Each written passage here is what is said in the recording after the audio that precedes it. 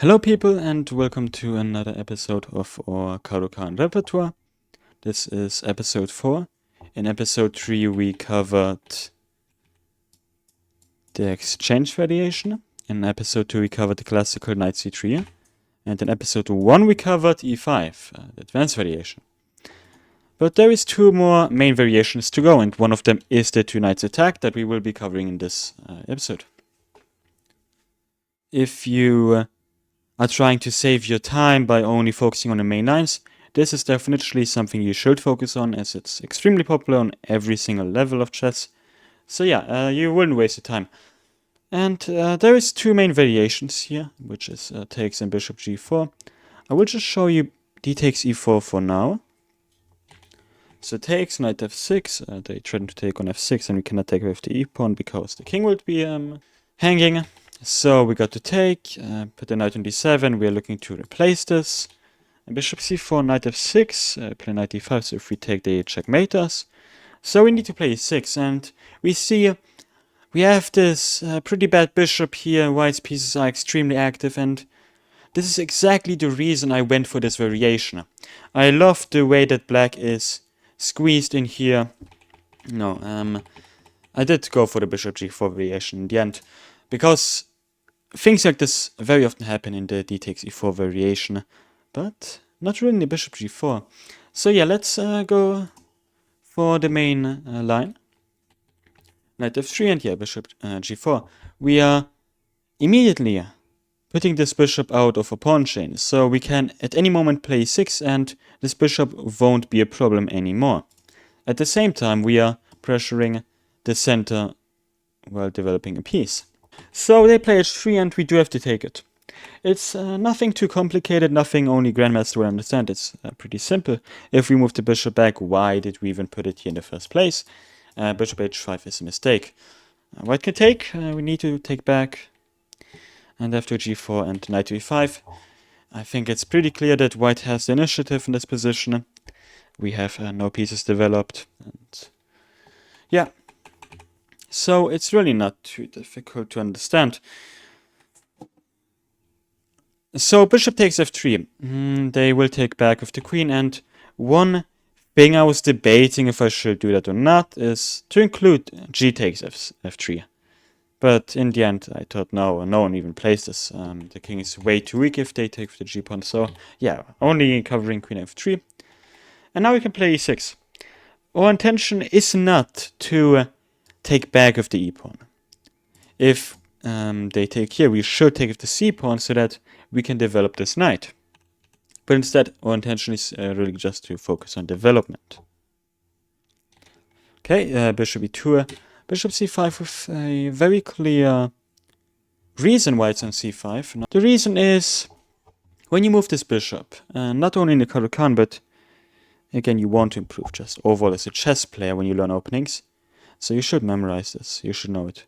Whenever you move the light-squared bishop and the dark-squared bishop, those pawns will be weak. They are only protected by the bishop themselves. So when we move the bishop out, white can play queen g3. They should attack a pawn. But this time it's absolutely okay, because we have this very nice move, bishop to d4. We protect this pawn. This is why it's okay in this time to move out the bishop. But yeah, white should cancel instead. We play knight d7 to prevent e5 when we play knight to f6. You should know that allowing e5 is actually not so bad, because white doesn't have enough power in the center to really hold on to this pawn.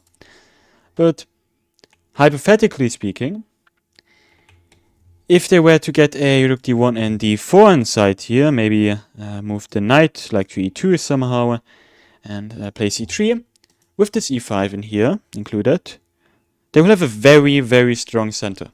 And it will be very difficult to break through. So yeah, knight d7 is just very nice to include. It's preventing an e5 immediately.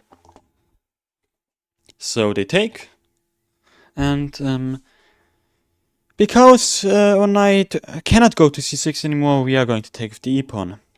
I've already done an analysis on c takes. It's in the study, so you can look at it yourself, why We should take with the e-pawn too. They play rook e1. Knight e7, we protect the king. Knight a4 and bishop d6, d4. Castles, bishop d3 and knight g6. After this, I felt we don't need more variations or moves in here.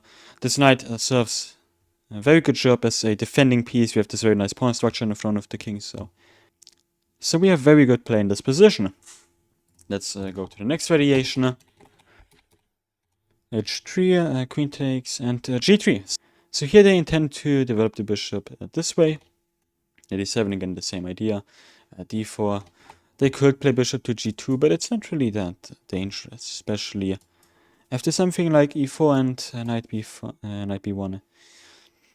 I don't think that there is too much to worry about in this position. Like, we can immediately maybe play knight d1 after the queen drops back at d3.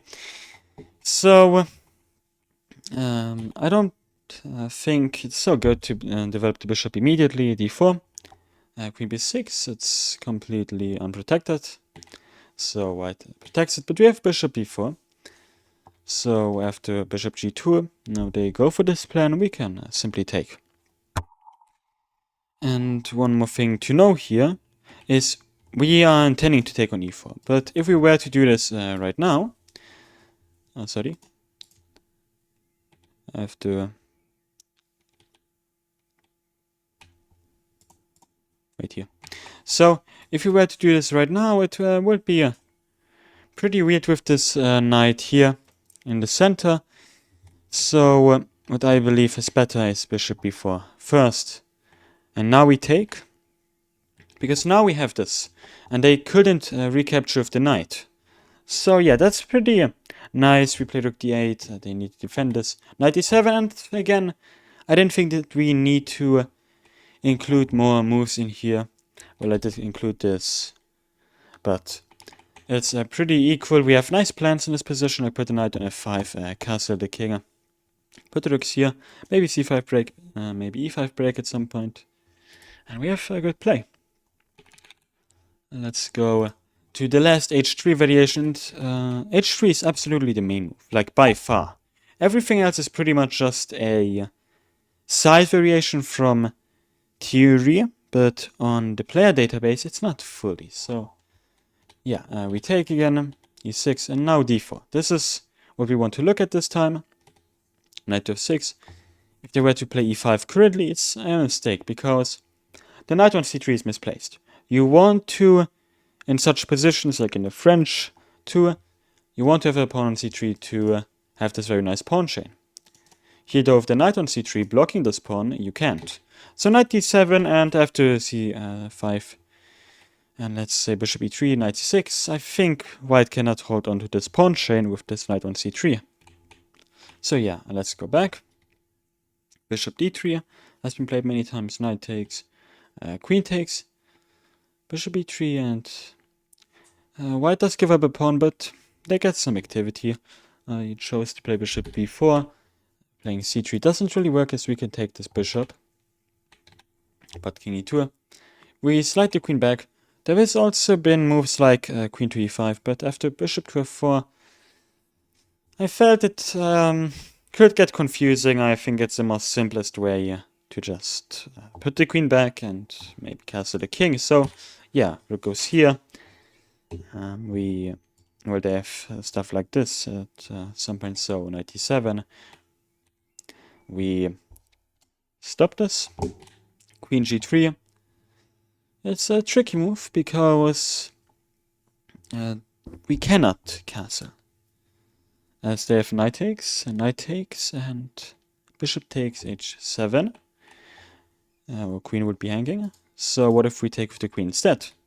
Well, they have c3, so that in the end we cannot take on b2. c3, bishop c5, and then they can take it, and now knight is hanging. So yeah, we cannot castle. Knight h5, queen g4, and g6 should hold the position. We have to play very actively from this point on, because, well, your king has many holes in here, and white king is also very unsafe. So queen c7 with the idea of f5 should be good. You can try to play very active from this position. Let's go to the more sidelines now. 2 more variations to go. So bishop to e2. And they don't play h3 or anything like that. They just put the bishop here. They intend to retake the knight with the bishop. So after e6, putting this pawn chain, wanting to develop. d4. Knight to f6. Now h3. And now it wouldn't make sense to take on here, because they have a very, very nice square for the bishop here too. So what we can simply do here is drop back the bishop after e5. Knight e7. They can play g4, bishop g6, h4. And h5 would be a bit too much, because they can take, and after knight g5, we need to take, and they got great attacking opportunities in this position. I've looked at it with the computer, but I don't think it's needed for this video. Just know that the queen can go here, the rook can slide over, and f7 is extremely weak. So yeah, we got to play h6, and I will just go over this variation very quickly, because itself, it hasn't really been played that much. So here, yes, g5 has still been played, but after knight takes, c5 hasn't been played. So what people usually play here, well, is bishop to f5, but it all comes with drawbacks. The actual only move to keep the position alive is c5. If they take now, they will just activate the rook.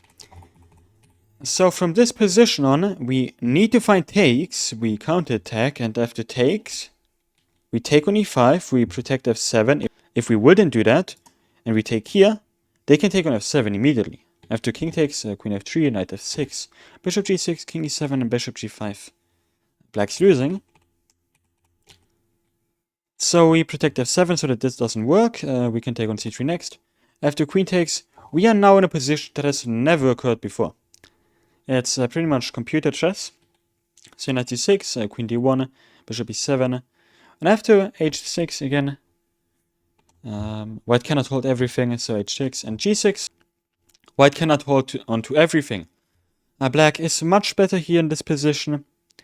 I think that is good to know. We got this very nice pawn chain, we got piece activity, they cannot hold on this. So yeah, that's pretty good. If, one more thing to understand here, because of this takes on d4. If we were to take on d3 immediately, it would be a blunder, because queen takes, and now let's say if the bishop e7, they can again take on f7. And after this, white is completely crushing.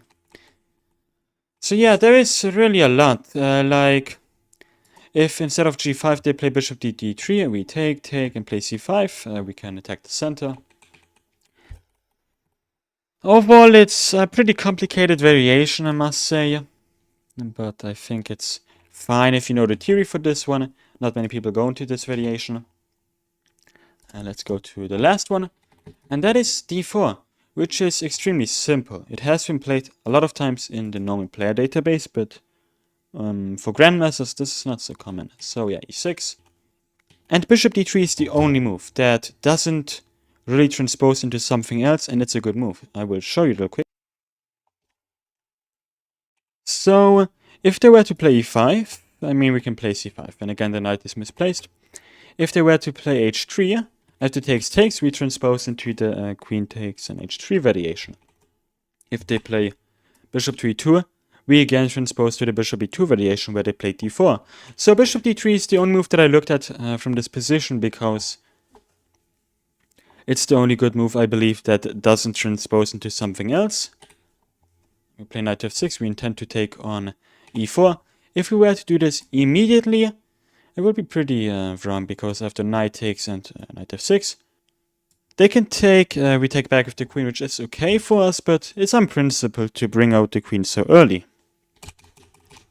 So yeah, knight f6, and now we can take here, because after takes, we can take and play knight d7. We haven't brought out a queen very early, we can replace this knight on f6. We want to play bishop d6, queen c7, and short castle.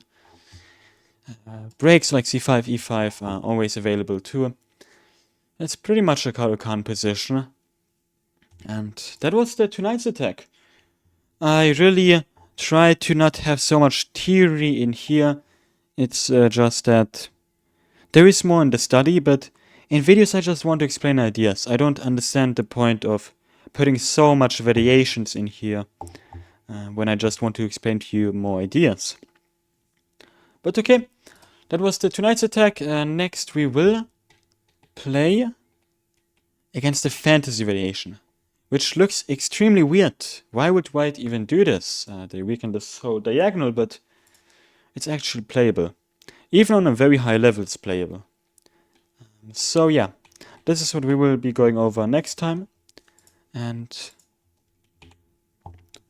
I hope that you're doing very good so far with your Caro Kann. I would recommend you to look at the other chapters, the other episodes, and the study is going to be in the description. You can look at the theory there for free. So yeah, see you soon.